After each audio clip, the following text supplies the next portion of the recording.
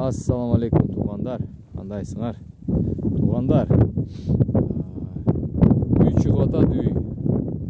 Бирок ал мурда дүкөн болгон. Дүкөн. Азыр деле ошондой акыбалда турат, дүкөн акыбал. Ошол дүкөндү жеке менчикке мезгилде өткүзүп алган 32 сотук жери менен сатылат. Аны баасын 700 миң деп коюп койгон. Ким ала турган болсо шашылыш түрүндө ошол 700 миңге алып койгула.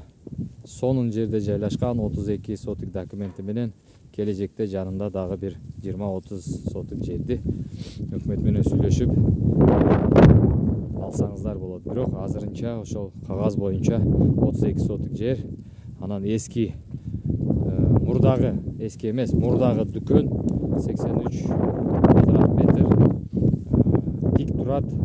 Ошол мезгилде качан жабылган болсо ошондон бери турат. Бирок салынганы үй катары салынган, үй сыяктуу. Ким алса сонун жыргайт.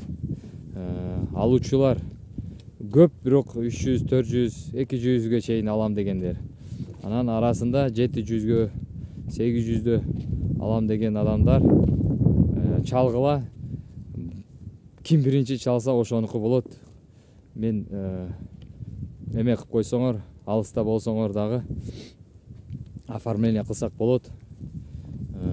Сиздер мисалы башка Россиянын шаарында турсаңыздар, бери келбей туруп эле МФЦга кирип, МФЦда бир күндө сделкага чыгып кетсек болот. Анткени бул жеке менчикке өткөн эме, имарат чекеликте турат, биздин жайытка чыгып кете турган жолдо турат. Мен араң эмесин таптым, ээсини. Мурда ээси жок деп айтышты эле, бирок бүгүн дагы районго бардым, иштер менен ошолордон сурасам, ээси бар деп айтты. Ээсин тапсам 700 миңге сатам деп калды. Болор жери ошол деди. 32 сотик, забору жок, дагы айтып кеткен сарай эчнесеси жок. Мурдагы совет орунда салынган үй сыяктуу, бирок магазинге айланткан, дүкөнгө айланткан имарат ошол бойда калып кеткен. Терезелерин тактай менен жаап таштаган. Бирок чоң, сонун 83 квадрат. Сонун жерде биздин жайытка чыгып кетер жолунда турат. Жек өзү тик турат, кошуналары жок. Ким кызыккан болсо чалып туруп, Россиядан туруп эле, Сахалинда болобу, мен убактым жок эле, андай мындайларга бул дагы ыңгайлуу, анткени документтери даяр, таза.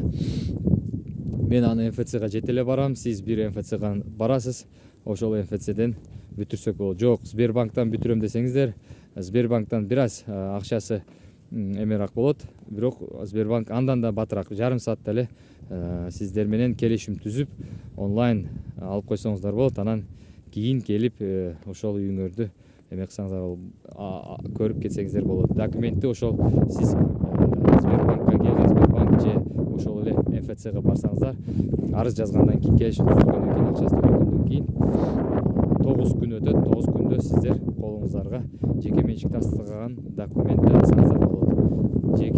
Жеке менчик мүлккө ээ болосуңар. Ошондо сиздер ошол кагаздарны 9 күн ичинде ошол сиздер барган МФЦден алсаңыздар болот. Жок, өзүм келем десеңиздер, ким биринчи 50% жөнөтүп койсо, ошол үй, ошол ээси ошо болот. Анткени талаштуулуштар аябай көп болуп атат. Анан арада мен сөз жеп атам. Ким биринчи эме кылса, ошого болот. Достор, ошондой жакса эме кылыңыздар, чалыңыздар.